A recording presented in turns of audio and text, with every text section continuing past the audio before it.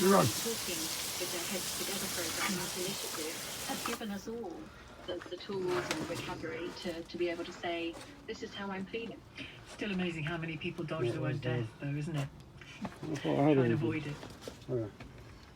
Well, human beings do find endings very difficult, and death is obviously the ultimate ending. Okay, I'm and going death to anxiety, demonstrate fast from an top existential pointing. point of view, is a huge issue in human existence. So we tend to spend all sorts of, we jump through all sorts of hoops to avoid endings. We've probably been with people having had a lovely evening, and at the end everyone says, oh, we must do this again. We can't possibly face the fact that we might not see each other again. Yeah. And we're doing the same thing around the word death, but I think we need to reclaim it. I think it's very important to live is to recognise that death will always be present as part of that process. Well, we've got 10 days of processing it to do, and also looking ahead to the future as well, and we've seen a glimpse of that, I think, outside the past. Lucy, as ever, it's always a pleasure to talk to you. Lucy Beresford, psychotherapist and broadcaster. I've got one eye on events in the House of Commons as well, where tributes are still being paid to Her Majesty the Queen, even as the new monarch is greeted by people at the gate of Buckingham Palace. And here to talk with me about his connections to the royal family, his memories as much as anything else, is Jeremy Houghton, former artist in residence at Windsor Castle and also at the 2012 London Olympics. Jeremy, good to talk to you. Thanks for joining me. Hi, Sheila, how are you? Fine, thank you. Extraordinary times that we're living in and about to witness over the next 10 days or so. Tell us a little about your work involving, let's start with your work involving the Queen. You were commissioned to paint Her Majesty, weren't you, back in 2009, was it? We've got two different jobs. Once at St James's Palace in 2009, but I think more memorable would be at Windsor Castle in 2014 when I was invited to the castle to produce a body of work sort of telling the life of the castle, the life of the castle, and I very much thought that it should be the muse, the stables, the horses, which told this story, because through the horses you saw a fascinating insight into both public life and the private life of the Queen. And tell me how that works when you're the artist in residence at Windsor. Are you given a complete free rein? Are you shadowed the whole time by somebody? How does it work? Yeah, it's wonderfully free rein, and that's where my role at Windsor was so incredible, because Buckingham Palace is a bit of a goldfish bowl and an office block, and the Queen would retreat to Windsor for privacy, so it was her royal home, and I was allowed behind the private doors, the closed doors at Windsor, to produce this body of work, and it was very unprescriptive. I could pretty much do what I wanted. So my challenge as an artist in residence is, how do you tell the story of a castle, of a family which has been around for so many hundreds of years? And that's why I did pinpoint the horses, because nothing more than the horses sort of exemplifies the Queen's life. She was passionate about them, and she knew so much about them, and this is what she wanted to do in her own time. And so I felt like if I focused on them, it would be a subject that she'd be fascinated in, and she really was. Well, that's lovely. And when, at the end of the time in residence, did you have to produce a particular number of paintings, or was she going to choose one or two, or how does it work? Yeah, I mean, throughout the sort of residency, I had those surreal moments when I'd just be sort of, sitting around with my sketchbook, just minding my own business, and I'd bump into the Queen off duty, wearing her scarf rather than her crown. Yeah. And just to be in that position where she knew exactly who I was and what I was doing, and she knew all the horses I'd been sketching. They'd tell me all about them. And so she saw how the work was sort of progressing, and then, once I had produced, 30 odd paintings, I had another sort of surreal moment where I was, put the eagles up in the drawing room, showed the paintings, and the doors opened, and in walked the corgis and the Duke of Edinburgh and the Queen. Gin and tonic swept into my hands, and we discussed the paintings, and because the paintings were of the things she loved most, it was a great bond we had and a shared interest, and it meant that sort of conversation flowed quite liberally. I was listening to Justin Welby this morning on the radio, the Archbishop of Canterbury, who talked about, in a recent conversation with Queen Elizabeth, she was still able to, she was naming horses she had in childhood and in her teen years, and her affinity to them runs very deep, doesn't it? 100%. I mean, she was first given a little pony called Peggy by her grandfather when she was 3 or 4. And then, I mean, this great irony, yesterday, the afternoon that she died, she had her horse Improvise, who was running at Epsom in the 4:30, which I think is about the same sort of time that she died. So throughout her life, her ownership of horses just sort of totally paralleled her life. It was absolutely incredible. And let's shift our attention to now King Charles, because you, I think I'm right in saying, did some work at Highgrove as well. Yeah, I was his artist in residence at Highgrove in 2012, and same sort of wonderful freedom and license to roam. And for me, the same sort of project in that I try and find almost the untold story of the place. And I felt that Highgrove, the story had been well told of the house and how he'd changed it, but I felt that Life Beyond the Garden Fence, where he was, he'd been, pretty instrumental in pioneering, modern farming methods, which involve traditional farming methods. And the whole green movement within the farming, and his farm at Highgrove in Gloucestershire, he has been at the forefront of this, and so I felt that was the story that needed telling there. So I sort of focused on the rare animal breeds and all the different things he's been doing. So, and he was equally as gracious and kind and generous with his time and interested and knowledgeable. So, for me to have worked with both King Charles and Queen Elizabeth, looking back now, I sort of pinch myself. You can't quite believe it, yeah. And what was your sense of the man in that time? Well, he's, as I say, just wonderfully generous. He's a busy man, and yet he had time for me, as a young artist at the time. Just sort of minding my own business with my sketchbook, and he loved it. And I just get the impression that both with King Charles and Queen Elizabeth, they had so much time for people like me, and they must have met hundreds of thousands of people like me over the years. And the fact that they've got the time, they've got the interest, they've both got a wonderful twinkle in their eye, a wonderful smile, and their sort of generosity of spirit was what I'll remember of you, and what for me is, long living in King Charles. He was a fantastic patron to me, and is indeed a patron to the arts. Well, it's great to talk to you again, Jeremy. We first met some years ago, connected to Global's Make Some Noise charities, didn't we? And I bought one of your paintings, The Desert Scape. The Desert Scape. And when people come to my house, there are only two paintings on the wall that they pay any attention to. One is a print, a very big print by Titian. And so, this is, you're in good company here, Jeremy. And the other is yours. Those are the two paintings that people always talk about. So there you go. Thank you, Sheila. You and Titian. Maybe we'll give it time. Jeremy, thank you. Thank you for joining me. Pleasure to talk to you again. Jeremy Houghton, former artist in residence at Windsor Castle, and also, he said himself, wasn't he, at Highgrove as well. The 2012 London Olympics, which we didn't focus on. I don't think he did a painting of the Queen jumping. So Tom, of course, in Hereford. Hello, Tom. Hi, Sheila. You were in the Armed Forces, Special Forces? Yes. I was in the Royal Marines first, and then went over to the regiment for about, 17 years. Right. And you met the Queen? You met Her Majesty? Yes, yeah. It was at Balmoral. It was quite surreal. It was. So I don't know if you know this, but Balmoral, there's lots and lots of outbuildings, little cottages, and remote buildings, and they're all used for different services. And we was in ours, and it was about 8:45 in the morning, and it was in December. And this Land Rover just came bouncing up the lane, pulled up outside, and everybody running around thinking, who's this? And it was the Queen. She just got out, walked in, and said, I brought tea. And nobody knew what to do. They all just looked at each other and had tea. With her, or did she just leave it and go? She stayed, and she stayed for about half an hour. And she was talking about stags and family, and it was really, really good. Wow. Were you all a bit tongue-tied, or were you able to? Yeah, there was only 4 of us, and no one knew what to do.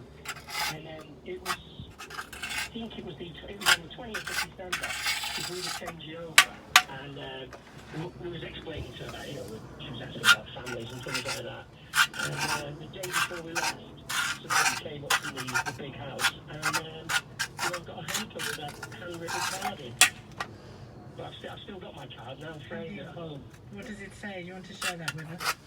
No. No. Okay, fair enough. Does it say, can I have my class back, Tom? No, she took it with her. She did. Yeah, I mean, no one pretends to like the tea. I don't know what tea it was, but it wasn't very pleasant. Oh no, really? Was it special? Yeah. Was it special tea or something? Or was it just... I think so. It tasted a bit fruity. But nobody liked it, really. Listen, beggars can't be choosers when the Queen offers you a cup of tea. I know. And then when she was going, I offered to walk her to a car, and she just said, no, I'm fine, and toddled off out and drove away. How funny. How lovely. I know. But apparently it's quite common. She does it a few times. Well, it's her backyard in Balmoral, isn't it? You know, it's her land, and you know, and she probably knows every inch of it, I would say. Yeah. Yeah. So how are you feeling, Tom, about it all? Are you remembering fondly? You said, yeah. Yeah. I've met her a few times, but never to speak to, only ever to see. But she was quite engaging and actually seemed interested in what you were saying. She was quite genuine. Well, I mean, she was well used to meeting strangers and talking to them by that point, wasn't she? Yeah. Oh, yeah. But it must have been quite a jolt to... It was. With no preparation. It's one thing to know you're going to meet the Queen, but to suddenly meet her and say, oh, that lady from the stamps and the money is giving me a cup of tea. Yeah.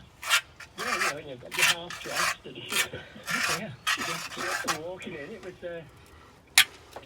She just didn't bat an eyelid. It was good, really. And the informality of it rather than any formal event, I think probably makes it more memorable. Thanks very much, Tom, Tom in Hereford. Let's talk to Philip in Sandhurst. Philip, hello. Hello, Sheila. It's nice to speak to you. It's the second time I've spoken to you.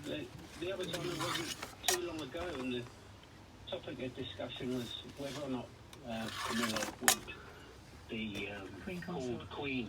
Yeah. Or called Or should be, addressed as whether she Queen. should be, yeah. And I think I've said at the time it didn't really matter what we discussed about. There's certain rules and regulations, and they will be followed. And I think you said, will you be cheering when Charles is crowned king? And I said, yes, I would. But I didn't really... Well, assistant asked me what I wanted to say, and I didn't really know.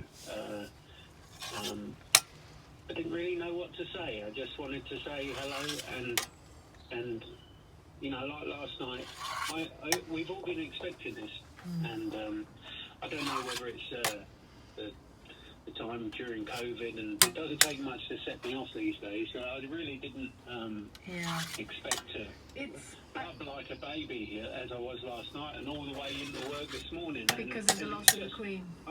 I'm just so touched by it, really. I think over the next 10 days, we're all going to find ourselves caught at particular moments, you know. Again, as happens in our own lives when it comes to grief, it can catch you unawares, can't it? I truthfully, the most tearful or wobbly I've been is seeing Charles at the gates there with those people saying, we're sorry for your loss. And I lost my mum last year, and she was a good age. Yeah. You know, she'd had a good innings, but, you know, you still, although she'd had been in ill health for quite some time, it was still a shock. And what I realised is that when you've been around, you know, I'm in my 50s, but, and I was in the army a little stint. So, yeah, you know, I'm sort of maybe, I am a great monarchist, if you like, but they're our family. They're our family as well. You know, I know they're their own family, but we look upon them as our family too, and that's why it's hard when the Queen has passed away. It is hard. But you know, we now need to give King Charles III all the support that we gave Queen Elizabeth II, and God save the King. I think people will, on the evidence of what was going on there in front of Buckingham Palace, I think people will give him their affection. You know, I mean, not everybody will, not everybody's interested. No, I know. But I think that unifying figure, whoever inhabits it, that unifying figure is a big part of the British psyche.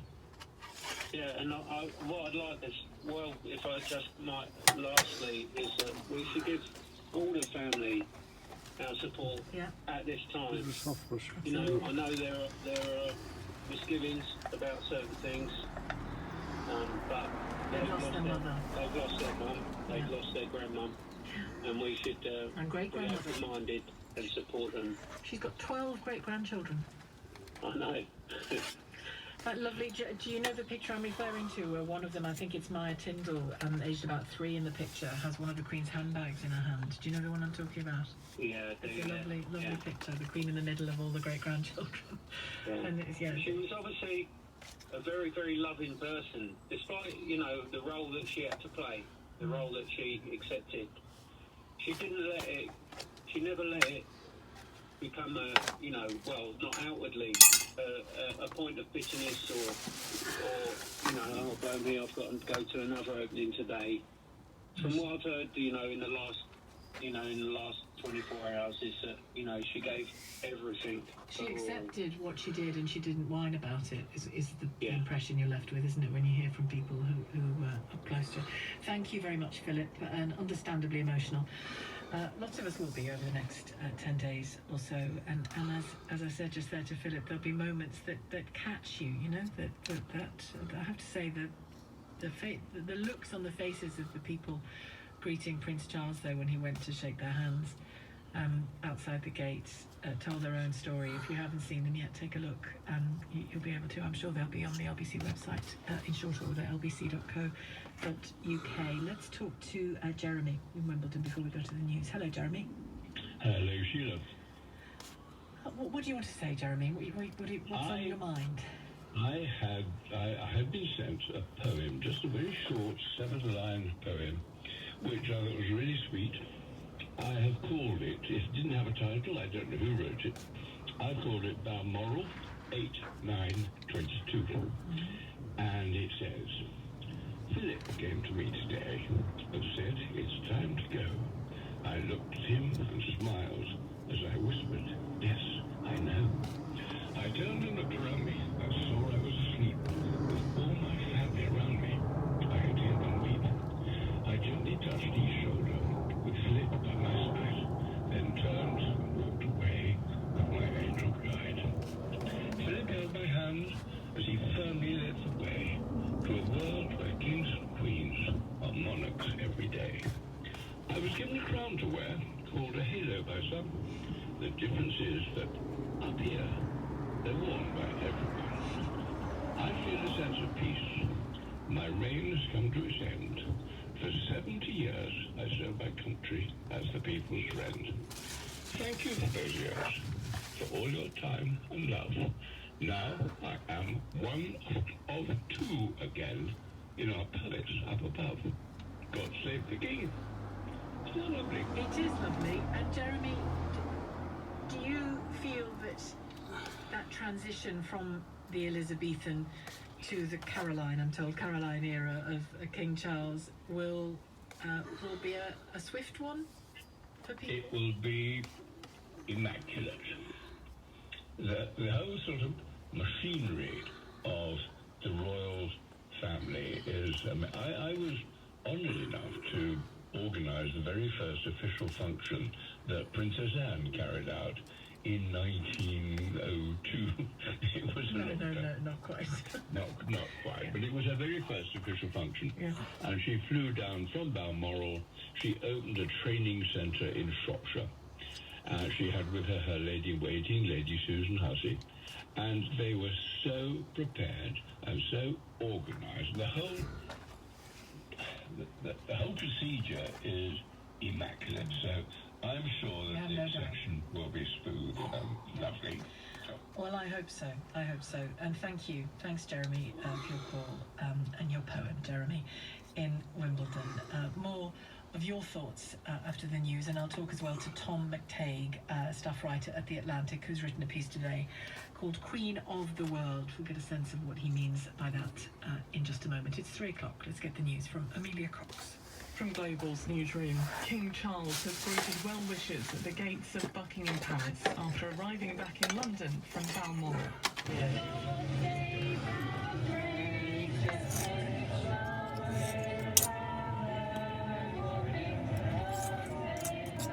It's the first time His Majesty has met crowds as the monarch following the death of Her Majesty Queen Elizabeth II. The King will meet the Prime Minister Liz Truss shortly before addressing the nation at 6 o'clock this evening. A special sitting has been held in Parliament for MPs to pay their respects. Leader of the opposition, Sir Keir Starmer, spoke in the House of Commons this lunchtime. Where everything is spinning, a nation requires a still point. When times are difficult, it requires comfort. And when direction is hard to find, it requires leadership. The loss of our Queen robs this country of its stillest point, its greatest comfort, at precisely the time we need those things most. Church bells tolled across the country earlier, 1 minute for each year of the Queen's life. 96 gun salutes also took place across the country at locations including the Tower of London and Belfast. These people spoke to LBC at Cardiff Castle. We can come and show our respects for this amazing gun salute 96. It simply has to be done for a magnificent monarch who will never be equalled again. The 10 days of mourning will begin, and it begins today. Fortunately, we were both retired, and we have an opportunity to come down. Premier League, EFL and National League football fixtures have all been called off this weekend as a mark of respect. Tributes have also been paid from the world of horse racing, one of the Queen's biggest passions. Racing broadcaster Nick Luck has told LBC Her Majesty's love of the sport was infectious. Ponies and horses had affected her so deeply from her childhood. It wasn't just the fact that there was an expectation on the monarch to own racehorses, and there's been some very enthusiastic monarchs who've been interested. Charles II started the sport, Queen Anne started Ascot, Edward VII was a huge racing fan, and he loved a bet as well. Her Majesty was most certainly the most knowledgeable about the actual athlete, about the horse. It's understood the Queen will lie in state from Wednesday, with mourners expected to queue several hours overnight. Plans for a full state funeral are expected to be signed off by His Majesty in the coming days. The security operation is expected to be the biggest in the nation's history. Today's weather, a mixture of sunny spells and showers, some heavy with hail and thunder, more persistent rain for parts of Scotland, a high of 21 degrees. From Global's newsroom for LBC, I'm Amelia Cox. Thanks, Amelia. Just to let you know, we don't know yet the exact date of Her Majesty's funeral.